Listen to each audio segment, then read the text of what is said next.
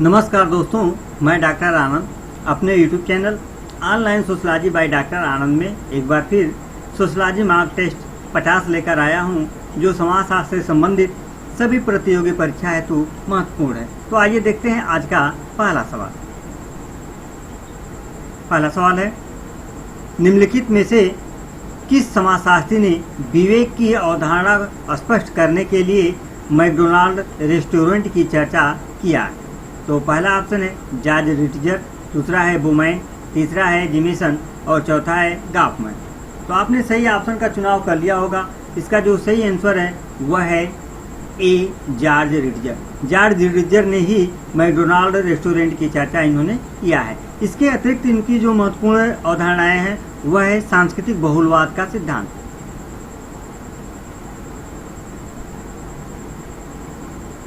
बहुलवाद का सिद्धांत, इसके अतिरिक्त अतिबुद्धि संगतता,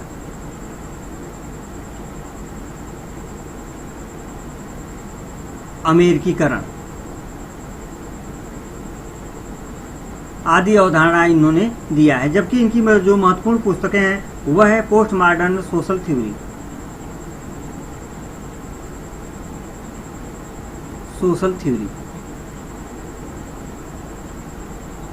जो 1977 में यह पुस्तक प्रकाशित हुई है, जो कई बार प्रतियोगी परीक्षा में पूछा गया है। जबकि बोमैन की जो महत्वपूर्ण अवधारणा है वह है नौकरशाही की ठोस विवेक की अवधारणा, नौकरशाही की ठोस विवेक की अवधारणा। जबकि गॉफमैन की जो महत्वपूर्ण पुस्तकें हैं वह है द प्रेजेंटेशन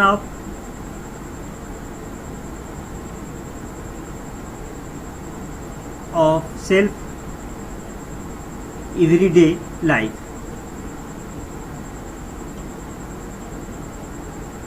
जो 1959 में यह पुस्तक प्रकाशित हुई है। इसके अतिरिक्त इनकी जो महत्वपूर्ण पुस्तकें हैं वह है एसिलम,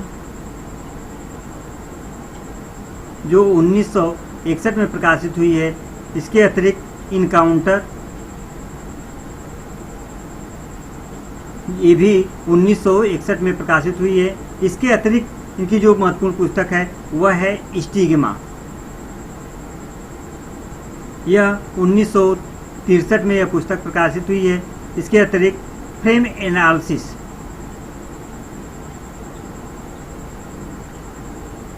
जो 1964 में यह पुस्तक प्रकाशित हुई है। जो प्रतियोगी परीक्षा की दृष्टि से ये सभी पुस्तकें क्या है, महत्वपूर्ण है। तो आइए देखते हैं अगला सवाल। दूसरा सवाल, आधुनिकता तो मूल्यों की एक ऐसी गठरी है जो संपूर्ण मानवीय व्यवहार को निर्धारित करती है, यह किसने कहा है? तो पहला ऑप्शन है योगेंद्र सिंह, दूसरा है पार्सन्स, तीसरा है एंथोनी गिडिंग्स और चौथा है उल्रिच बैक। तो आपने सही ऑप्शन का चुनाव कर लिया होगा। इसका जो सही आंसर है वह है ए, योगेंद्र सिंह। योगेंद्र सिंह ने ही कहा था कि आधुनिकता तो मूल्यों की एक ऐसी गठरी है जो संपूर्ण मानवीय व्यवहार को निर्धारित करती है। इनकी जो महत्वपूर्ण अवधारणाएं हैं, पुस्तकें हैं, वह है मॉडर्नाइजेशन,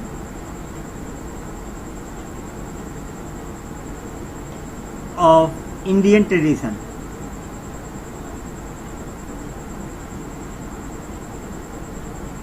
जो 1972 में यह पुस्तक प्रकाशित हुई है। इसके अतिरिक्त इनकी जो महत्वपूर्ण पुस्तक है कल्चर चेंज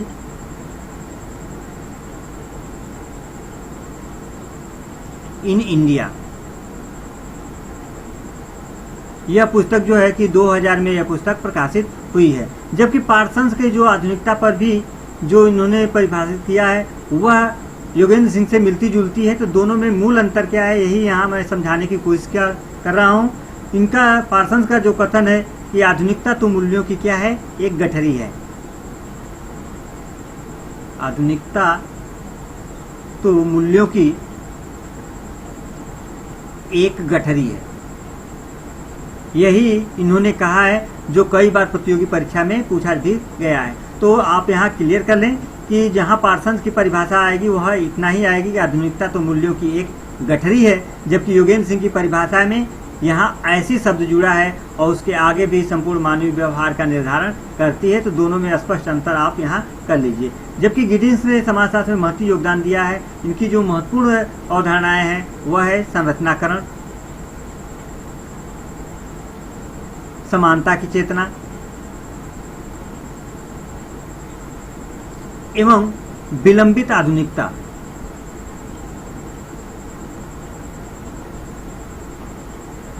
ये सभी अवधारणाएं प्रतियोगी परीक्षा में पूछा जा चुका है। जबकि उलिच बैग की जो महत्वपूर्ण पुस्तक है वह है रिक सोसाइटी, जो 1992 में यह पुस्तक प्रकाशित हुई है। आइए देखते हैं अगला सवाल।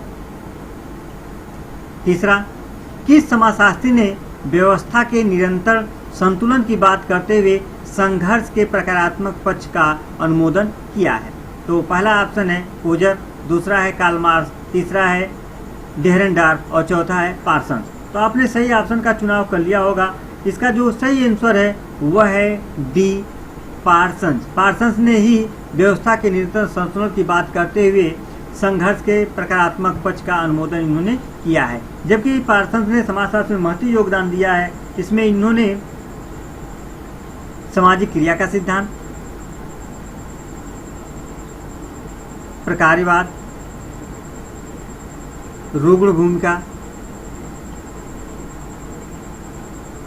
भूमिका प्रत्याशा, इसके अतिरिक्त इन्होंने संस्थाकरण, व्यवस्था विश्लेषण, पैटर्न वेरिएबल एवं agile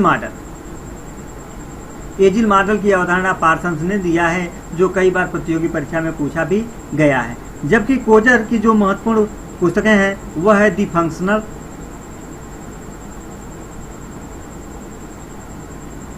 sun of social conflict.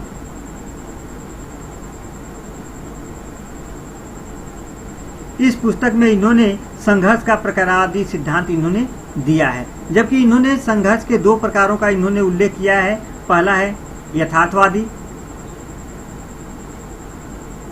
वादी संघर्ष, जबकि दूसरा है अयथार्थवादी संघर्ष, जो कई बार प्रतियोगी परीक्षा में ये दोनों संघर्ष पूछे गए हैं। जबकि कार्ल मार्क्स का समाजशास्त्र में महत्वपूर्ण योगदान है। इसमें कार्ल मार्क्स को आर्थिक निर्धारणवादी कहा जाता है, निर्धारणवादी। इसके अतिरिक्त इन्होंने अतिरिक्त मूल्य का सिद्धांत, वर्ग संघर्ष का सिद्धांत, ऐतिहासिक भौतिकवाद, द्वंद्वात्मक भौतिकवाद के अलावा अलगाव की अवधारणा एवं प्रेक्सिस की अवधारणा कार्ल मार्क्स ने दिया है। जबकि डेहरेनडार्फ जो है कि इनके जो संघर्ष का जो सिद्धांत है यह सत्ता संबंधों पर आधारित है। अगला सवाल, चौथा, किसने कहा कि आधुनिकता वह है जिसमें अधिकतम अस्थिरीकरण हो? तो पहला ऑप्शन है एंथोनी गिडिंग, दूसरा है इमाइल दुर्खिम, तीसरा है योगेंद्र सिंह और चौथा है बोडिलार। तो आपने सही आंसर का चॉइस कर लिया होगा। इसका जो सही आंसर है वह है B, Emile Durkheim. Emile Durkheim ने ही कहा था कि आधुनिकता वह है जिसमें अधिकतम अस्थिरीकरण हो। इमाइल दुर्खिम को समाजशास्त्र में दादा कहा जाता है, ग्रैंडफादर ऑफ सोशियोलॉजी। इनकी जो महत्वपूर्ण अवधारणाएं हैं वह है सामूहिक प्रतिनिधान की अवधारणा,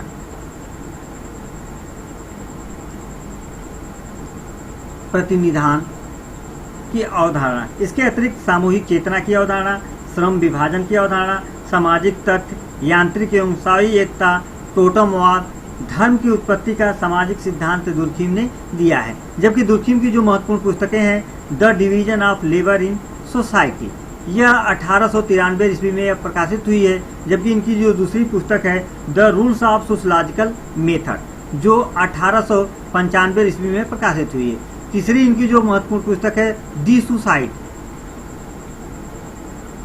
जो 1897 ईस्वी में यह क्या हुई है, प्रकाशित हुई है। इसमें इन्होंने आत्महत्या के 4 प्रकारों का उल्लेख किया है। पहला अहमवादी, दूसरा परार्थवादी, तीसरा एनोमी या अस्वाभाविक आत्महत्या और चौथा इन्होंने भाग्यवादी आत्महत्या का उल्लेख किया है, जो कई बार प्रतियोगी परीक्षा में ये सभी पूछे गए हैं। इनकी जो चौथी पुस्तक है the elementary form of religious life, जो 1912 में यह पुस्तक प्रकाशित हुआ है। जबकि उपरोक्त आप गिडिंग्स के और योगेंद्र सिंह के बारे में आपने पढ़ लिया है। जबकि बोडिलार्ड की जो महत्वपूर्ण पुस्तक है, जो मौखिक रूप से मैं यहाँ बोल दे रहा हूँ, the object system. The object system जो है कि 1968 में यह पुस्तक प्रकाशित हुई, जबकि इनकी जो दूसरी महत्वपूर्ण पुस्तक है वह है कंज्यूमर सोसाइटी।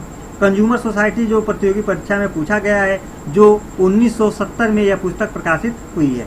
इसके अतिरिक्त इनकी जो महत्वपूर्ण पुस्तक है the mirror of production. The mirror of production जो है 1975 में यह पुस्तक प्रकाशित हुई है। इसके अतिरिक्त इनकी जो महत्वपूर्ण पुस्तकें हैं वह है सिमुलेशंस। सिमुलेशंस जो पुस्तक है 1973 में यह पुस्तक प्रकाशित हुई है। इसके अतिरिक्त सिलेक्टेड राइटिंग। सिलेक्टेड राइटिंग भी बॉडिलार्ड की पुस्तक है, ये भी 1988 में यह पुस्तक प्रकाशित हुई है, जो प्रतियोगी परीक्षा की दृष्टि से बहुत ही महत्वपूर्ण है। तो आइए देखते हैं अगला सवाल, 5वां। भारत में जनजाति विकास हेतु राष्ट्रीय उद्यान का सुझाव सरकार को किसने दिया है? तो पहला ऑप्शन है जीएस घुरिये, दूसरा है मजुमदार, तीसरा है एल्विन और चौथा है हट्टर। तो आपने सही ऑप्शन का चुनाव कर लिया होगा। इसका जो सही आंसर है वह है सी, एल्विन। एल्विन ने ही जनजाति विकास हेतु राष्ट्रीय उद्यान का सुझाव जो है सरकार को दिया है, जबकि घुरिये को भारतीय समाजशास्त्र का क्या कहा जाता है? जनक कहा जाता है। जबकि घुरिये ने जाति उत्पत्ति का एक प्रजातीय सिद्धांत दिया है। मजुमदार की जो महत्वपूर्ण पुस्तकें हैं वह है रूरल प्रोफाइल।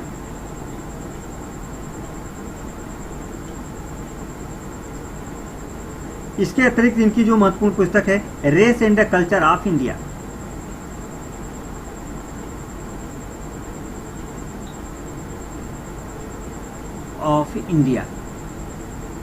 जो कई बार प्रतियोगी परीक्षा में पूछा जा चुका है।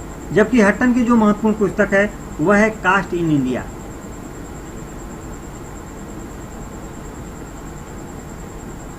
आइए देखते हैं अगला सवाल, 6वां। व्यक्त प्रकार का तात्पर्य है। तो पहला ऑप्शन है और अनिश्चित एवं अनभिज्ञात परिणाम, दूसरा है इच्छित एवं अनभिज्ञात परिणाम, तीसरा है अनिश्चित एवं अभिज्ञात परिणाम और चौथा है इच्छित एवं अभिज्ञात परिणाम। तो आपने सही ऑप्शन का चुनाव कर लिया होगा। इसका जो सही आंसर है वह है डी, इच्छित एवं अभिज्ञात परिणाम। जबकि मर्टन ने प्रकट एवं अप्रकट प्रकार में भेद किया है। प्रकट एवं अप्रकट प्रकार में इन्होंने भेद किया है। तो प्रकट प्रकार को इन्होंने परिभाषित करते हुए कहा है कि प्रकट प्रकार प्रत्यक्ष दृष्टिगोचर होने वाले वे परिणाम हैं जो सामाजिक व्यवस्था में अनुकूलन एवं समायोजन लाते हैं तथा उस व्यवस्था में सम्मिलित सदस्यों द्वारा मान्य एवं इच्छित होते हैं। यानी मर्टन ने स्पष्ट किया है कि प्रकट प्रकार वे दृष्टिगोचर होने वाले परिणाम हैं जो सामाजिक व्यवस्था में अनुकूलन एवं समायोजन लाते हैं और उस समाज में के जो सदस्य हैं उन सदस्यों द्वारा मान्य एवं इच्छित होते हैं। जबकि अप्रकट प्रकार क्या होते हैं कि वह सामाजिक व्यवस्था में अनुकूलन एवं समायोजन तो लाते हैं, लेकिन समाज के सदस्यों द्वारा वह मान्य नहीं होते, न ही मान्य होते हैं और न ही इच्छित होते हैं। तो प्रकट एवं अप्रकट प्रकार के में जो भेद किया है वह मर्टन ने किया है, कई बार प्रतियोगी परीक्षा में पूछा भी गया है। तो आइए देखते हैं अगला सवाल, 7वां। ओरिजिन ऑफ स्पीसीज नामक पुस्तक किसने लिखा है?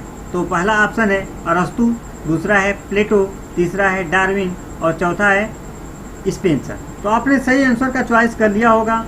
इसका जो सही आंसर है वह है सी, डार्विन। डार्विन ने ही ओरिजिन ऑफ स्पीसीज नामक पुस्तक लिखा है जो 1859 में प्रकाशित हुई। इनकी जो अदर महत्वपूर्ण पुस्तकें हैं वह है द डिसेंट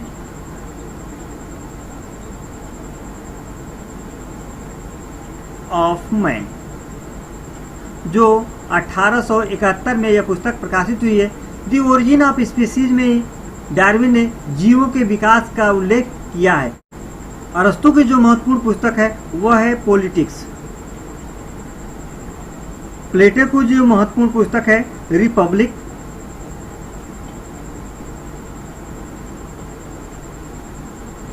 एवं दूसरी पुस्तक है स्टेट्समैन, जो कई बार प्रतियोगी परीक्षा में पूछा गया है। सोशल स्टैटिक्स, जो 1851 में यह पुस्तक प्रकाशित हुई। इसके अतिरिक्त इनकी जो महत्वपूर्ण पुस्तक है द प्रिंसिपल ऑफ सोशियोलॉजी,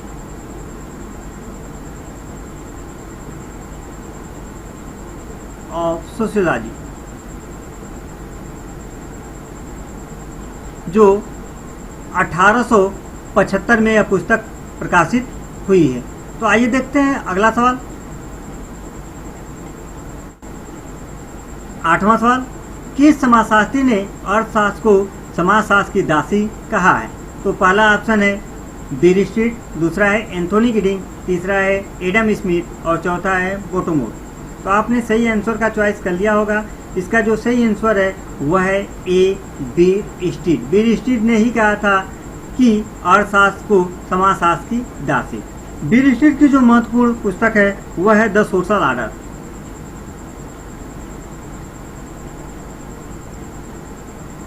जबकि एंथोनी गिडिंग्स के बारे में उपरोक्त आप पढ़ चुके हैं। एडम स्मिथ की जो महत्वपूर्ण पुस्तक है the wealth of nation, wealth of Nations, जो 1776 में यह पुस्तक प्रकाशित हुई है। बोटोमोर की जो महत्वपूर्ण पुस्तक है वह है classes in modern society, classes in modern society, जो 1965 में यह पुस्तक प्रकाशित हुई है। इसके अतिरिक्त इनकी जो महत्वपूर्ण पुस्तक है एथिक्स एंड सोसाइटी,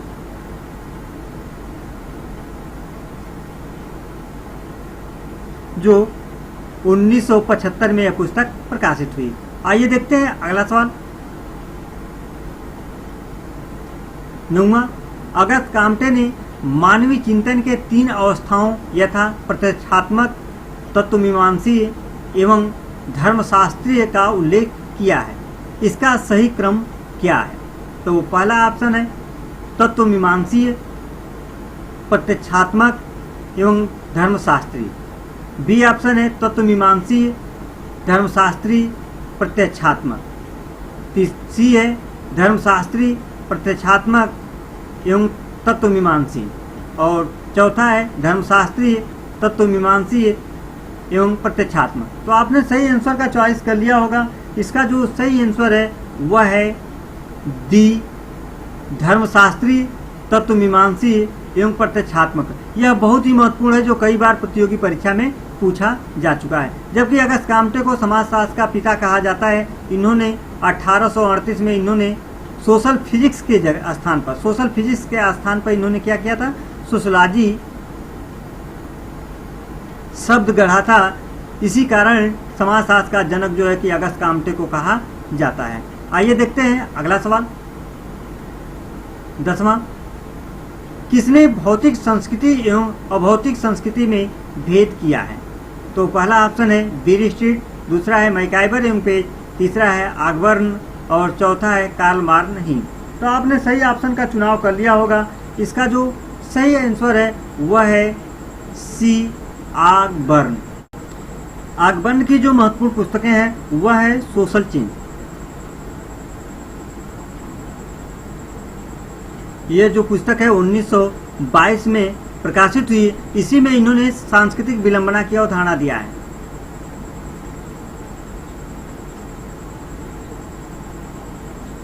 इसके अतिरिक्त इनकी जो महत्वपूर्ण पुस्तक है वह है on culture and social change,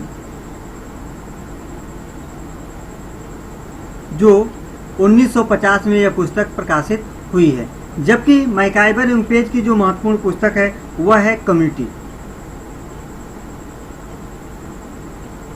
जो 1928 में यह पुस्तक प्रकाशित हुई है। इसके अतिरिक्त इनकी जो पुस्तक है सोसाइटी,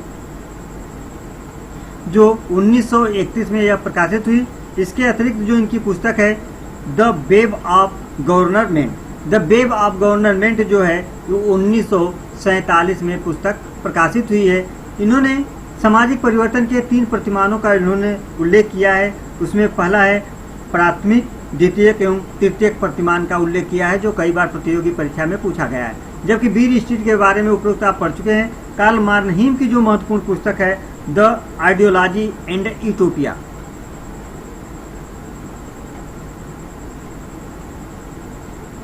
यूटोपिया, जो कई बार प्रतियोगी परीक्षा में पूछा जा चुका है। तो आइए देखते हैं अगला सवाल। 11 मादक द्रव्य है। पहला ऑप्शन है वैध मादक द्रव्य का दुरुपयोग, बी है अवैध मादक द्रव्य का उपयोग, सी है ए एवं बी दोनों, डी है उपयुक्त में से कोई नहीं।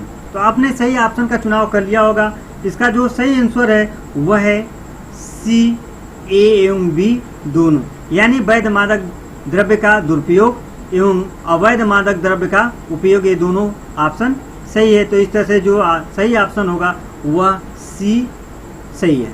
आइए देखते हैं अगला सवाल। क्वेश्चन नंबर 12 विध्वंस हर स्थिति में आधुनिकता की उपज है। यह कभी भी आधुनिकता को टूटने पर नहीं होता, यह किसने कहा है? तो पहला है यूगेन सिंह, दूसरा है एंथोनी गिडिंग, तीसरा है बोमैन और चौथा है उल्रिच बेक। तो आपने सही आंसर का चॉइस कर लिया होगा। इसका जो सही आंसर है वह है सी, बोमैन। बोमैन की जो महत्वपूर्ण अवधारणा है वह है नौकरशाही के ठोस विवेक की अवधारणा, जो उपरोक्त आपको बताया जा चुका है। जबकि योगेंद्र सिंह के बारे में उपरोक्त आप पढ़ चुके हैं। यह इनकी जो महत्वपूर्ण पुस्तक है मॉडर्नाइजेशन ऑफ इंडियन ट्रेडिशन, जो 1972 में यह पुस्तक प्रकाशित हुई है। जबकि इनकी जो दूसरी पुस्तक है कल्चर चेंज इन इंडिया, जो 2000 में यह पुस्तक प्रकाशित हुई है। जबकि एंथोनी गिडिंग्स को भी ऊपर आप पढ़ चुके हैं। इनकी जो महत्वपूर्ण अवधारणा है संरचनाकरण का सिद्धांत, विलंबित आधुनिकता एवं समानता की चेतना, इनकी जो महत्वपूर्ण अवधारणाएं हैं। जबकि उल्रिच बेक की जो महत्वपूर्ण पुस्तक है उपरोक्त बताया जा चुका है, यह है रिक सोसाइटी, जो 1992 में यह पुस्तक प्रकाशित हुई। तो आइए देखते हैं अगला सवाल। 13 निम्न में से कौन सी एक आदिम अर्थव्यवस्था की विशेषता नहीं है? तो पहला ऑप्शन है प्रौद्योगिकी सहायता की कमी, दूसरा है वस्तु विनिमय व्यवस्था, तीसरा है जीवन निर्वाह का निम्न स्तर और चौथा है लाभांश अभिप्रेरक। तो आपने सही ऑप्शन का चुनाव कर लिया होगा। इसका जो सही आंसर है वह है डी, लाभांश अभिप्रेरक। अनुच्छेद 275 भाग 12 में यह कहा गया है कि केंद्र सरकार राज्यों की जनजातीय कल्याण एवं उनके प्रशासन के लिए विशेष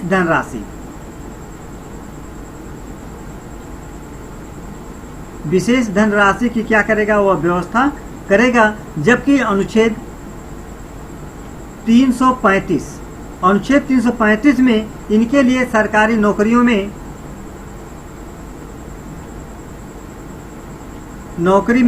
स्थान सुरक्षित रखने की व्यवस्था की गई है, जो प्रतियोगी परीक्षा की दृष्टि से बहुत ही महत्वपूर्ण है। आइए देखते हैं अगला सवाल। 14 किसने लिखा है कि एशिया के लगभग सभी देश राष्ट्र निर्माण में आधुनिकता को अपना लक्ष्य समझते हैं? तो पहला ऑप्शन है एडम स्मिथ, दूसरा है गुरनार्ड मीडल, तीसरा है मैक्स वेबर और चौथा है कार्ल मार्क्स। तो आपने सही आंसर का चॉइस कर लिया होगा। इसका जो सही आंसर है वह है बी, गुरनार्ड मीडल। जबकि एडम स्मिथ की जो महत्वपूर्ण पुस्तक है द वेल्थ ऑफ नेशन, जो उपरोक्त आपको बताया जा चुका है, द वेल्थ ऑफ नेशन, जो 1776 में यह पुस्तक प्रकाशित हुई है। जबकि मैक्स वेबर ने समाजशास्त्र में महत्वपूर्ण योगदान दिया है। इसमें इन्होंने सत्ता की अवधारणा,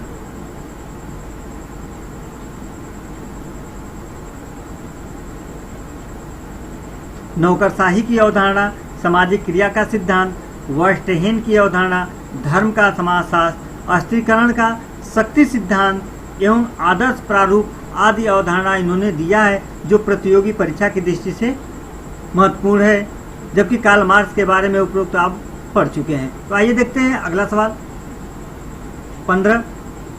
इम्प्लिसिट एवं एक्सप्लिसिट संस्कृति का उल्लेख किसने किया है? तो पहला ऑप्शन है क्लुखान, दूसरा है क्रोवर, तीसरा है लिंटन और चौथा है टाइलर। तो आपने सही ऑप्शन का चुनाव कर लिया होगा। इसका जो सही आंसर है वह है ए क्लुखान। क्लुखान ने ही इम्प्लिसिट एवं एक्सप्लिसिट संस्कृति का उल्लेख किया है, जबकि क्रोवर की जो महत्वपूर्ण पुस्तक है वह है कॉन्फ़िगरेशन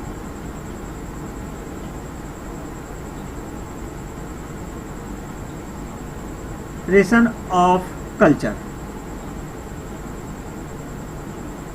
जो 1944 में यह पुस्तक क्या हुई है, प्रकाशित हुई है। इनकी जो दूसरी महत्वपूर्ण पुस्तक है द नेचर ऑफ कल्चर,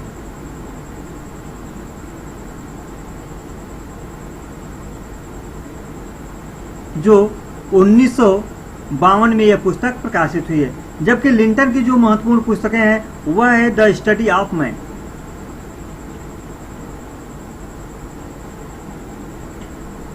जो 1936 में यह पुस्तक प्रकाशित हुई है। इनकी जो अदर जो महत्वपूर्ण पुस्तक है वह है द ट्री ऑफ कल्चर,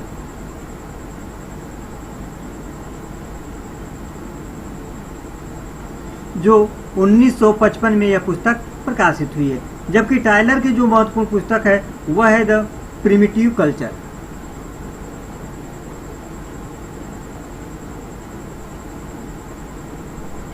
जो कई बार प्रतियोगी परीक्षा में पूछा भी जा चुका है। तो आइए देखते हैं अगला सवाल 16। निम्न में से कौन सा विचलन को व्यक्त करता है? पहला ऑप्शन है जीवन की मौलिक आवश्यकताओं का अभाव, दूसरा है आर्थिक प्राप्ति हेतु नए संसाधनों का प्रयोग, तीसरा है जीवन के प्रति अवैज्ञानिक दृष्टिकोण और चौथा है किसी समाज के स्थापित आदर्शों को चुनौती देना। तो आपने सही ऑप्शन का चुनाव कर लिया होगा। इसका जो सही ऑप्शन है वह है डी, किसी समाज के स्थापित आदर्शों को चुनौती देना। तो आइए देखते हैं अगला सवाल 17। सामाजिक भौतिकी पद का प्रयोग किसने किया है? तो पहला ऑप्शन है सेंट साइमन, दूसरा है अगस्त काम्टे, तीसरा है इमाइल दुर्किम और चौथा है मार्टन। तो आपने सही ऑप्शन का चुनाव कर लिया होगा। इसका जो सही आंसर है वह है B, August Comte. August Comte ने ही सबसे पहले सामाजिक भौतिक पद का प्रयोग किया है। जब इन्होंने सामाजिक भौतिकी को मूर्त स्वरूप प्राप्त करने से पहले ही बेल्जियन का जो वैज्ञानिक था एडोल्फ लेट जो है क्या करता है, सामाजिक भौतिकी पद को क्या करता है, चुरा लेता है और चुरा करके एक क्या करता है, निबंध प्रकाशित करता है। वह निबंध है एन एस्से इन सोशल फिजिक्स।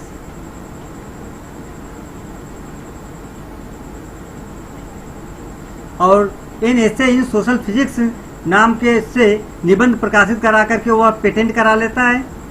और पेटेंट करा लेने की वजह से काम्टे लाचार होकर के 1838 में यह सोशल फिजिक्स के स्थान पर सोशलॉजी शब्द का प्रयोग किया। इसलिए समाजशास्त्र का जनक जो है कि अगस्त काम्टे को कहा जाता है।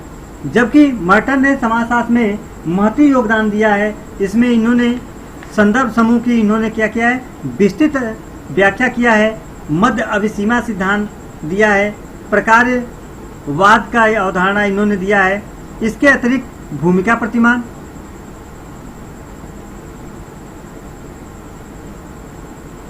प्रस्थिति प्रतिमान एवं प्रस्थिति श्रृंखला आदि अवधारणाओं को इन्होंने दिया है। तो आइए देखते हैं अगला सवाल क्वेश्चन नंबर 18। निम्न में से किसने कहा कि अधिकांश संस्थाएं जनरीतियों से आरंभ करके प्रथाओं के तत्पश्चात रूढ़ियों में विकसित होकर तब परिपक्व होती है जब नियम विशिष्ट हो जाते हैं। तो इसका जो पहला ऑप्शन है किंग्सले डेविस, दूसरा है ऑकबर्न, तीसरा है समनर और चौथा है बीर स्ट्रीट। तो आपने सही ऑप्शन का चुनाव कर लिया होगा। इसका जो सही ऑप्शन है वह है सी समनर। समनर ने का ही यह कथन है। समनर की जो महत्वपूर्ण पुस्तकें हैं वह है फोकवेज, जो 1906 में यह पुस्तक प्रकाशित हुई है। इस पुस्तक को समाजशास्त्र की धर्म पुस्तक कहा जाता है, जबकि इनकी जो अतिरिक्त पुस्तकें हैं वह है the science of society,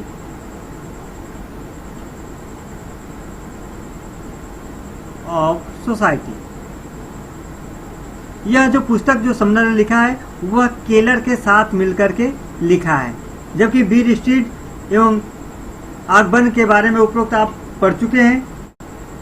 19 question, अभिनय की भूमिका की अवधारणा किसने दिया है? तो पहला ऑप्शन है बीर स्ट्रीट, दूसरा है मजुमदार, तीसरा है मर्टन और चौथा है GH मीड। तो आपने सही ऑप्शन का चुनाव कर लिया होगा। इसका जो सही आंसर है वह है D, GH Mead. GH Mead ने ही अभिनय की भूमिका की अवधारणा दिया है। इनकी जो महत्वपूर्ण पुस्तकें हैं वह है माइंड, सेल्फ एंड सोसाइटी,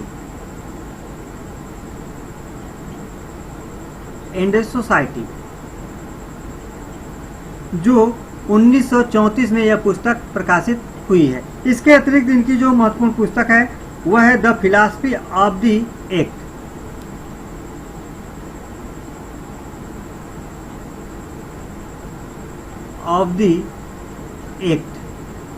जो 1938 में यह पुस्तक प्रकाशित हुई है। इसके अतिरिक्त इनकी जो महत्वपूर्ण पुस्तक है the philosophy of the present, यह पुस्तक जो है कि 1959 में प्रकाशित हुई है। यह सभी पुस्तक जो है प्रतियोगी परीक्षा की दृष्टि से महत्वपूर्ण है। तो आइए देखते हैं अगला सवाल। 20वां, निम्न में से किसने विचलन को सांस्कृतिक लक्ष्यों एवं उन्हें प्राप्त करने के संस्थागत साधनों के बीच अंतराल के रूप में परिभाषित किया है? तो इसका जो ऑप्शन है पहला इमाइल दुर्खीम, दूसरा है रॉबर्ट मर्टन, तीसरा है पार्सन्स और चौथा है वेस्टर मार्क। तो आपने सही ऑप्शन का चुनाव कर लिया होगा। इसका जो सही आंसर है वह है B, Robert Merton. Robert Merton ने ही विचलन को सांस्कृतिक लक्ष्यों एवं उन्हें प्राप्त करने के संस्थागत साधनों के बीच अंतराल के रूप में परिभाषित किया है, जबकि मर्टन ने समाजशास्त्र में महत्वपूर्ण योगदान दिया है। इसमें इन्होंने संदर्भ समूह की विस्तृत व्याख्या किया है, एवं मध्य अभिसीमा सिद्धांत का प्रतिपादन किया। प्रकारवाद की अवधारणा इन्होंने दिया। भूमिका प्रतिमान, प्रस्थिति प्रतिमान एवं प्रस्थिति श्रृंखला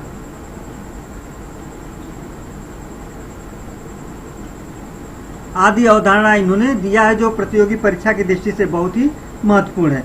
जबकि वेस्टरमार्क की जो the history of human marriage,